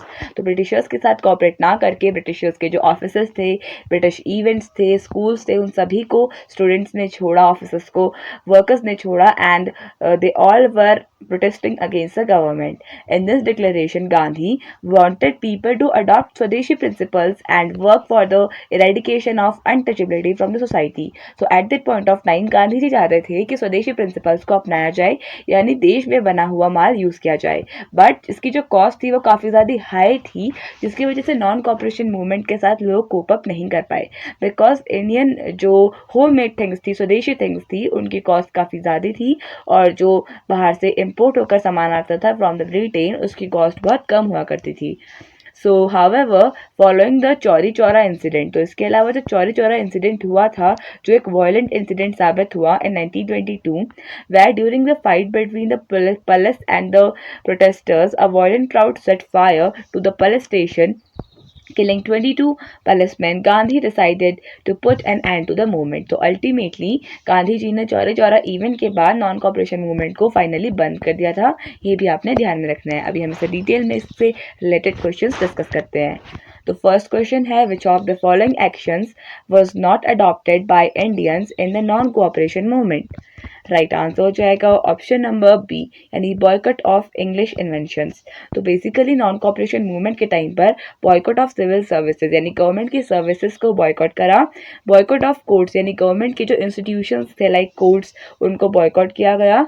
And surrender of titles that the government awarded. और जो surrender of titles like titles were provided to various Indian leaders, उन्होंने भी अपने टाइटल्स को एक तरीके से सरेंडर कर दिया. The non cooperation movement was to be non-violent and to consist of Indians resigning their titles, boycotting government educational institutions, the courts, government service, foreign goods and election, and eventually refusing to pay the taxes. तो एक तरीके से government के साथ cooperate ना करने का decision लिया गया था इन देश, जहाँ पे इलेक्शंस को तक बॉयकॉट किया गया था except one party of south India जिसका नाम था जस्टिस पार्टी. तो ये भी आपने ध्यान में रखना है. नेक्स्ट क्वेश्चन देख लेते हैं. Which event led to the termination of non cooperation Khilafat movement by Gandhi ji. Right answer हो जाएगा इसके लिए ऑप्शन नंबर डी यानी कि चौरी चौरा इंसिडेंट. तो चौरी चौरा इंसिडेंट में अभी हमने डिस्कस किया था जो बेसिकली 22 पुलिसमैन की डेथ हुई थी. एक पुलिस स्टेशन में जो कॉमन मास था उसने फायर लगा दी थी, आग लगा दी थी, क्योंकि दिन के टाइम पर जो इंडियंस थे वो पीसफुल प्रोटेस्ट कर रहे थे जहाँ पर ब्रिटिशर्स ने इंडियंस की पिटाई की थी, जिसकी वजह से उसका बदला लेने के लिए एक तरीके से रिवेंज लेने के लिए शाम के वक्त पर पुलिस स्टेशन पे आग लगा दी गई थी. उसे ब्लॉक कर दिया गया था और उसमें आग लगा दी गई थी. आफ्टर दैट गांधी जी ने जो नॉन कॉपरेशन खिलाफत मूवमेंट था इसको टर्मिनेट कर दिया. Next question. The non cooperation movement started in which year. Right answer हो जाएगा इसके लिए ऑप्शन नंबर सी यानी कि 1920 में non cooperation movement officially start हुआ. So the non-cooperation movement started in the year 1920. The leader of the non-cooperation movement was Mahatma Gandhi. The non-cooperation movement was a mass movement that involved participation from the nationalists as well as the public. Next question. In which year did the Khilafat movement started? Right answer हो जाएगा option C यानी कि 1919 में खिलाफत movement start हुआ था. तो खिलाफत मूवमेंट की बात करें तो 1920 से लेकर 1922 तक ऑफिशियली ये स्टार्ट हुआ और बेसिकली 1919 से ये स्टार्ट होना शुरू हो गया था. बट ऑफिशियली बात करें तो 1920 से 1922 का इसका पीरियड माना जाता है with non cooperation movement. The Ali brothers Mohammad Ali and Shaukat Ali launched an anti British movement in 1919. The movement was for the restoration of the Khilafat power या खलीफास पावर. ये आपने ध्यान में रखना है. मौलाना अबुल कलाम आज़ाद ऑल्सो लेड द मूवमेंट. तो मौलाना अबुल कलाम आज़ाद इन्होंने भी इस मूवमेंट में पार्टिसिपेट किया खिलाफत मूवमेंट में. एंड मौलाना अबुल कलाम आज़ाद ये इंडिया के फर्स्ट एजुकेशनल मिनिस्टर बने जिनका बर्थ डे होता है 11th ऑफ नवंबर को होता था. देयरफॉर हर साल 11th ऑफ नवंबर को नेशनल एजुकेशन डे की तरह सेलिब्रेट किया जाता है. It was supported by Mahatma Gandhi and Indian national Congress also. On October 17, 1919 खिलाफत डे वॉज सेलिब्रेटेड. तो 17 अक्टूबर 1919 को खिलाफत डे सेलिब्रेट किया गया था. Next question. Which event led to the termination of non cooperation Khilafat movement by Gandhi ji. Right answer हो जाएगा इसके लिए ऑप्शन डी यानी कि Chauri Chaura incident. I think it is a repeated question और ये हम डिस्कस कर चुके हैं कि चौरी चौरा एक कुछ इंपॉर्टेंट जो चीज़ें हैं जो डिस्कस नहीं करी हैं वो कर लेते हैं. Chauri Chaura is a town in Gorakhpur district of Uttar Pradesh. तो उत्तर प्रदेश की गोरखपुर डिस्ट्रिक्ट में चौरी चौरा सिचुएटेड है. 4 Feb 1922 को इस टाउन में एक वायलेंट इंसिडेंट हुआ जहाँ पे एक लार्ज क्राउड ऑफ प्रीजेंट्स ने पुलिस स्टेशन पे आग लगा दी जिसकी वजह से 22 पुलिसमैन की डेथ हो गई. आप इसे याद कर सकते हैं 1922 Chauri Chaura incident and 22 policemen were killed. Due to this incident Mahatma Gandhi called off the non cooperation movement. तो इसके बाद गांधी जी ने नॉन कोऑपरेशन मूवमेंट को टर्मिनेट कर दिया. Next question. The Chauri Chaura incident took place in which year. Right answer हो जाएगा ऑप्शन बी यानी 1922 में चौरी चौरा इंसिडेंट हुआ था. तो बेसिकली जो एक्स्ट्रा चीज़ यहाँ पे है, क्योंकि ये हम डिस्कस कर चुके हैं, जो एक्स्ट्रा चीज़ यहाँ पे है वो ये है कि due to this Gandhi ji abruptly called off the movement on 11th of Feb 1922।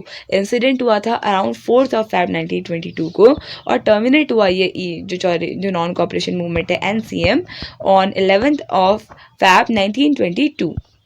Next question, who is the author of the book Hind Swaraj, which was written in the year 1909? Right answer हो जाएगा Mahatma Gandhi, option number D. तो Gandhi ji was the author of the book Hind Swaraj, ये आपने ध्यान में रखना है। Hind Swaraj is perhaps one of the most famous books written during the Indian freedom struggle. It was authored by Mahatma Gandhi, who was born in Porbandar district of Gujarat. Next question, at the Congress session at हम बताए ना Congress session में इन दिसंबर 1920 compromise was worked out and non-cooperation program was adopted। Right answer हो जाएगा option number C, यानी कि नागपुर। तो नागपुर के सेशन में जो एक कॉम्प्रोमाइज़ हुआ था 1920 में दिसंबर में, जब नॉन कॉपरेशन मूवमेंट को ऑफिशियली स्टार्ट कर दिया था। So at the Congress session at Nagpur December 1920 a compromise was worked out and a non-cooperation movement was adopted by Indian National Congress। तो बेसिकली अगर हम बात करें 1920 की, तो इस साल 2 सेशन हुए थे कांग्रेस के। एक सितंबर में हुआ था 1920 में, जो हुआ था कैलकाटा में, जहाँ पे एनसीएम की बात की गई थी कि इसे स्टार्ट किया जाना चाहिए। और ऑफिशियली जो एक कॉम्प्रोमाइज़ हुआ था जब एनसीएम और खिलाफत मूवमेंट को साथ में लॉन्च करने की बात की गई थी, it was officially approved in the Congress session of 1920 which was held in Nagpur. ये आपने ध्यान में रखना है। Next question, dash and dash form the Swaraj party. Right answer हो जाएगा ऑप्शन नंबर ए, यानी कि CR दास एंड मोतीलाल नेहरू, इन दोनों ने मिलकर कलेक्टिवली 1923 में स्वराज पार्टी का फॉर्मेशन किया। The Swaraj party was formed by Indian politicians Motilal Nehru and Chittaranjan Das and other members of INC on 1st of January 1923। Next question, who among the following was prominent leaders of the Khilafat movement? So right answer हो जाएगा इस question के लिए option number C, यानी कि मौलाना अबुल कलाम आज़ाद। तो Maulana Abul Kalam Azad and Rafi Ahmed Kidwai, तो they were also the prominent members of the Khilafat movement, ये आपने ध्यान में रखना है। So the movement was started as an agitation by the Indian Muslims against the treatment accorded to the Ottoman Empire after the World War first. The Khilafat movement began in 1919 under the leadership of the Ali brothers। तो जो ये movement था, it was led by Ali brothers, यानी Mohammad Ali and Shaukat Ali, जिनका नाम था मौलाना Ali and Maulana Mohammad Ali and मौलाना शौकत अली। तो ये अली ब्रदर्स का कंप्लीट नेम है। By the mid 1920s the Khilafat leaders join hands with the Gandhi's non cooperation movement. तो मिड 1920s में गांधी जी और अली ब्रदर्स और जो अदर लीडर्स थे विच वर इन्वॉल्व इन दिस मूवमेंट, खिलाफत मूवमेंट, उन्होंने हाथ मिला लिया और साथ में इस मूवमेंट को लॉन्च किया। सो नेक्स्ट टॉपिक है हमारा सिविल डिसोबीडियंस मूवमेंट ऑफ 1930। तो यहाँ पे हमसे एक टॉपिक जो इम्पॉर्टेंट है वो मिस हो गया है, विच इज साइमन कमीशन। तो साइमन कमीशन के बारे में डिस्कस कर लेते हैं बेसिकली शॉर्ट में। तो साइमन कमीशन कब आया था इंडिया में? 1928 में आया था। देखिए साइमन कमीशन फॉर्म कब हुआ था, ये क्वेश्चन भी पूछा जाता है। तो Simon commission was formed on 26 नवंबर 1927 को। 26 नवंबर की बात करें तो 26 नवंबर को हम कॉन्स्टिट्यूशन डे की तरह सेलिब्रेट करते हैं, national constitution day. Simon commission के जो हेड थे वो थे सर जॉन साइमन, इनका नाम भी आपको ध्यान में रखना है। बात करें साइमन कमीशन की, तो ये आया था, इसका ऑब्जेक्टिव था to review the Indian council act of 1919। और बेसिकली इस इंडियन काउंसिल एक्ट ऑफ 1919 को रिव्यू करने के बाद कुछ नए रिफॉर्म्स, कुछ ट्रांसफॉर्मेशंस होनी थी रिगार्डिंग द कंट्री। और प्रॉब्लम ये थी कि इस कमेटी में 7 मेंबर्स थे और इनमें से एक भी इंडिया नहीं था। तो दिस वाज द प्रॉब्लम, क्योंकि इंडिया के लिए जब रिफॉर्म्स होने वाले थे, इंडिया के लिए जब नए रूल्स बनने वाले थे और उसमें एक भी इंडियन का ना होना, मतलब सिर्फ ब्रिटिशर्स अपनी मर्जी से ही रूल बनाएंगे, therefore it was opposed in our country. तो ये आपने ध्यान में रखना है। इसके बारे में थोड़ा बहुत डिस्कस करेंगे, बट इसका एज अलग टॉपिक नहीं बना था, तो मैंने आपको थोड़ा बहुत यहाँ पे बता दिया।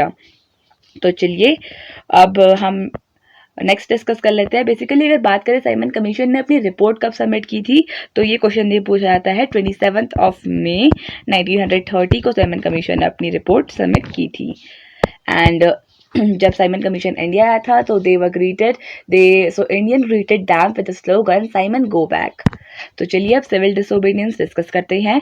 महात्मा Gandhi led a non violent civil disobedience movement in the colonial India known as salt march, also known as salt satyagraha, the Dandi march and the Dandi satyagraha.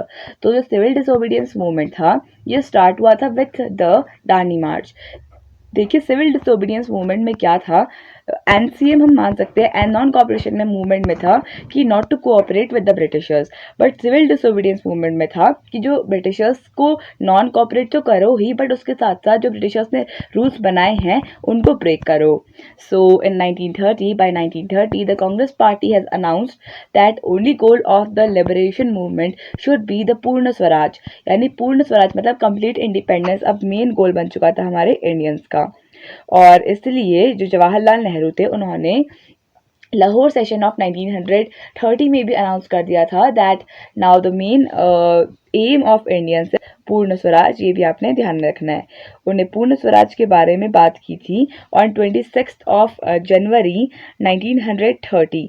तो 26 जनवरी 1930 में जवाहरलाल नेहरू जी ने डिक्लेयर कर दिया था पूर्ण स्वराज, इसलिए 26 जनवरी को हम हमारा जो रिपब्लिक डे है उसे सेलिब्रेट करते हैं। तो नेक्स्ट क्वेश्चन देख लेते हैं। The civil disobedience movement was discontinued after. Right answer हो जाएगा ऑप्शन बी, यानी कि गांधी इरविन पैक्ट। तो गांधी इरविन पैक्ट के बाद जो सिविल डिसोबीडियंस मूवमेंट था वो फाइनली टर्मिनेट हो गया था। तो अगर हम बात करें सिविल डिसोबीडियंस मूवमेंट की, तो सॉल्ट मार्च से ये स्टार्ट हुआ था और टर्मिनेट हुआ with the Gandhi Irwin Pact. Option B will be the correct answer. The civil disobedience movement came to an end because of Gandhi Irwin Pact. It was signed by Mahatma Gandhi and the then Viceroy of India, Lord Irwin on 5th of March 1931. तो Lord Irwin और महात्मा गांधी जी के बीच में ये pact sign किया गया था, जहाँ पर इसका जो रिजल्ट था कि Gandhi ji second round table conference को लंदन जाकर अटेंड करेंगे और सीडीएम टर्मिनेट होगी। So this was the result and Gandhi जी ने ये जो मीटिंग है he attended that meeting along with Sarojini Naidu. ये भी आपने ध्यान में रखना है। और अगर आपसे ऐसा क्वेश्चन पूछा जाए कि ऐसे कौन से who was the person who attended all the 3 round table conferences in London, तो सारी जो राउंड टेबल कॉन्फ्रेंस थी वो सारी लंदन में हुई थी और 3 की 3 एज ए इंडियन जिन्हें 3 की 3 राउंड टेबल कॉन्फ्रेंसेज अटेंड की थी he was doctor BR Ambedkar. ये भी आपने ध्यान में रखना है। So next question, the reason for launching the civil disobedience movement by Mahatma Gandhi in 1930 was. तो राइट आंसर हो जाएगा इसके लिए ऑप्शन नंबर बी, यानी asking the viceroy to fulfil the 11 point programme. तो गांधी जी ने लॉर्ड इरविन को 31 जनवरी 1930 को एक लेटर लिखा था जिसमें उन्होंने 11 डिमांड्स की थी, जिसमें से लॉर्ड इरविन ने एक भी फुलफिल नहीं की 31 जनवरी 1930। ये आपने ध्यान में रखना है।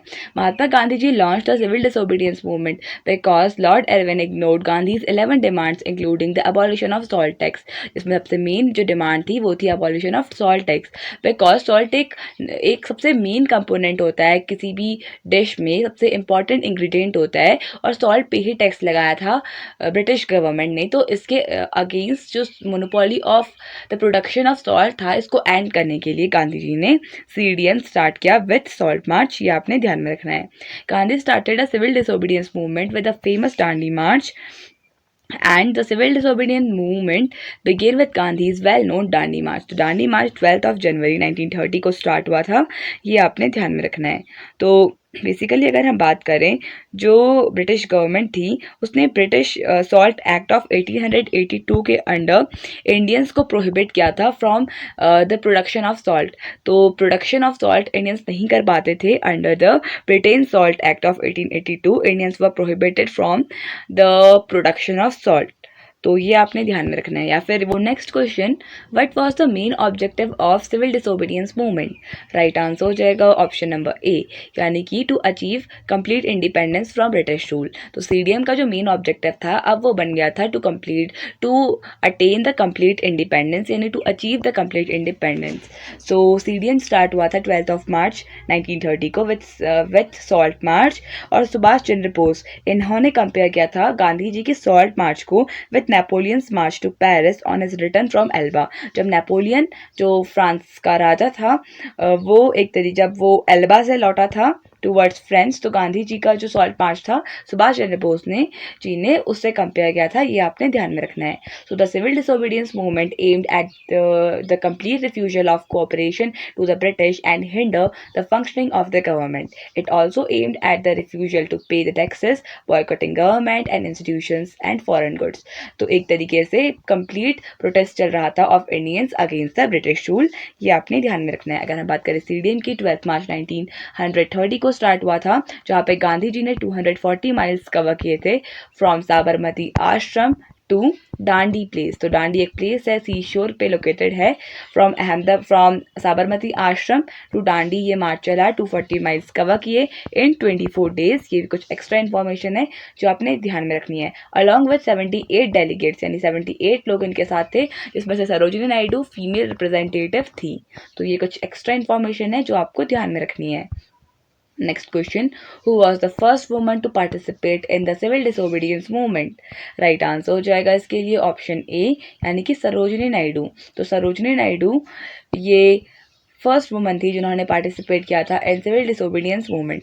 सरोजिनी नायडू इंडियन नेशनल कांग्रेस की भी फर्स्ट फीमेल इंडियन प्रेसिडेंट रह चुकी थी, ये भी आपने ध्यान में रखना है। अगर हम बात करें सरोजिनी नायडू की, तो she was also the first governor of an Indian state, first woman governor of an Indian state, ये भी आपने ध्यान में रखना है। Devi Chattopadhyay, Vijay Lakshmi Pandit and Sarojini Naidu were the leading activist who contributed to women's associations and committees campaigning for the issues that affected women and nationalist movement more generally. अगर हम बात करें विजय लक्ष्मी पंडित की, तो she was the first Indian woman to be elected as the president of United Nations General Assembly, ये भी आपने ध्यान में रखना है। नेक्स्ट क्वेश्चन देख लेते हैं। So next question है, the civil disobedience movement was started in which year? Right answer हो जाएगा इसके लिए ऑप्शन नंबर डी, यानी 1930 में ये सिविल डिसोबीडियंस मूवमेंट स्टार्ट हुआ था। The CDM movement was started in March 1930, 12 March 1930, और एंड हुआ था 6 अप्रैल 1930 को। So, the civil disobedience movement was launched by Mahatma Gandhi. It was another important movement that began as a protest against the Simon Commission. तो basically Simon Commission के against ही एक तरीके से protest हम इसे consider कर सकते हैं। So, साबरमती आश्रम से ये जो मूवमेंट है ये स्टार्ट हुआ था with 78 डेलीगेट्स। तो चलिए नेक्स्ट क्वेश्चन देख लेते हैं। नेक्स्ट क्वेश्चन है, what was the main cause of the civil disobedience movement of 1930? Right answer हो जाएगा ऑप्शन ए, यानी कि protest against the British monopoly on salt. तो मैंने आपको बताया था ब्रिटिश सॉल्ट एसोसिएशन जो एक्ट था ऑफ 1882, उसके अंडर इंडियन सॉल्ट का मैन्युफैक्चर नहीं कर सकते थे, तो इसके अगेंस्ट जो एक प्रोटेस्ट चलाया by Mahatma Gandhi under CDM. In salt satyagraha, Mahatma Gandhi found a powerful symbol that could unite the nation. Thus, he sent a letter to Viceroy Irwin stating 11 demands on 31 जनवरी 1930 को। गांधी जी ने एक letter लिखा Irwin को, जिसके under उन्हें salt के ऊपर जो टैक्स लगता है उसको हटाने की मांग की। Demand to abolish the salt tax was the most daring of all. Mahatma Gandhi declared that tax on salt and the government monopoly over its production revealed the most oppressive phase of British rule. क्योंकि salt एक basic need होती है of every Indian और उसके ऊपर कोई भी tax नहीं लगाया जाना चाहिए। This was the point of view of Mahatma Gandhi. Next question, civil disobedience movement was started in 1930 with salt satyagraha. Option C, यानी डांडी मार्च। डांडी मार्च is the other name of salt satyagraha, salt march. तो इसके साथ CDM स्टार्ट हुआ और 12 March 1930 Gandhi ji inaugurated the civil disobedience movement with Dandi March. He broke the salt law imposed by the British government. तो गांधी जी ने 6 अप्रैल को डांडी में पहुंचकर खुद अपने हाथों से सॉल्ट का प्रोडक्शन किया था, जिसके अंडर इन्होंने सॉल्ट लॉ को ब्रेक कर दिया। The civil disobedience movement broadened into people refusing to buy foreign goods and a refusal to pay taxes and not attending office and school. तो नेक्स्ट मूवमेंट जो अब हमें डिस्कस करना है it is individual Satyagraha of 1940। तो individual सत्याग्रह start हुआ था 1940 में। इससे रिलेटेड कुछ इंपॉर्टेंट पॉइंट्स डिस्कस कर लेते हैं। Leaders of Indian national Congress were unhappy with the British government for dragging India into the Second World War in 1939 without the Indian people's consent. Indian backing for the war was highly desired by British government and as a result the Viceroy Linlithgow, तो उस time पे जो viceroy थे Indian individual सत्याग्रह के time पे Linlithgow offered a series of recommendations known as August offer. तो Linlithgow ने इस टाइम पर इंडियंस को काफ़ी ऑफर्स दिए जो अगस्त ऑफर के अंदर आते हैं, जो हम ऑलरेडी डिटेल वीडियोस पे डिस्कस कर चुके हैं। तो बेसिकली इंडियन नेशनल कांग्रेस काफ़ी ज़्यादा उदास थी, was unhappy with the British government, क्योंकि सेकेंड वर्ल्ड वॉर के टाइम पर पीपल के कंसेंट के बिना ही यानी पीपल के कंसेंट के बिना ही उन्हें वर्ल्ड वॉर में धकेला जा रहा था। The INC rejected this offer. August offer को आईएनसी ने रिजेक्ट किया at its meeting at Wardha in August 1940 में and demanded complete freedom from the colonial rule. The individual satyagraha was then started by Mahatma Gandhi to uphold the right of to free expression. तो individual satyagraha Gandhi जी ने इस time पर start किया था 1940 में near Wardha. तो ये भी आपको ध्यान में रखना है। नेक्स्ट क्वेश्चन देख लेते हैं।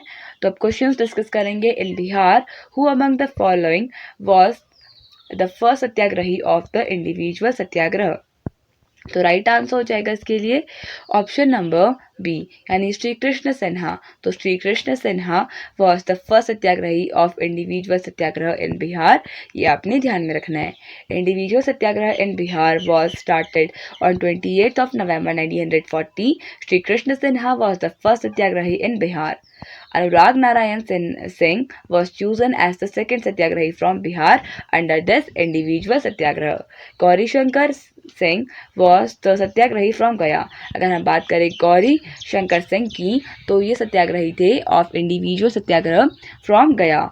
Next question, who among the following was the second satyagrahi of individual satyagraha in Bihar. Right answer हो जाएगा ऑप्शन सी यानी कि अनुराग नारायण सिन्हा ये सेकेंड सत्याग्रही थे इंडिविजुअल सत्याग्रह के। ये हम डिस्कस कर चुके हैं। सो इन 1940 under Maulana Abul Kalam Azad the 53rd Congress session was held in Ramgarh present day Jharkhand. तो मौलाना अबुल कलाम आज़ाद ये 1940 के आसपास इंडियन नेशनल कांग्रेस के प्रेसिडेंट थे। ये आपने ध्यान में रखना है। जो मीटिंग हुई थी रामगढ़ में हुई थी जो करंट में झारखंड में है। Next question, Bhoodan movement in India was started bye. Right answer हो जाएगा ऑप्शन बी यानी विनोबा भावे। तो Vinoba Bhave who is also the first person to get the Ramon Magsaysay prize from Asia. तो विनोबा भावे हैं ये और इन्होंने ही स्टार्ट किया है भूदान मूवमेंट को। Bhoodan movement in India was started by Vinoba Bhave. The Bhoodan movement or the land gift movement was a voluntary land reform movement in India. It was started by Acharya Vinoba Bhave in 1951 in Pochampalli village, now in Telangana and known as Bhudan Pochampalli. Next question, during the freedom movement, who among the following was also called as Lakshmi Bai of Bihar?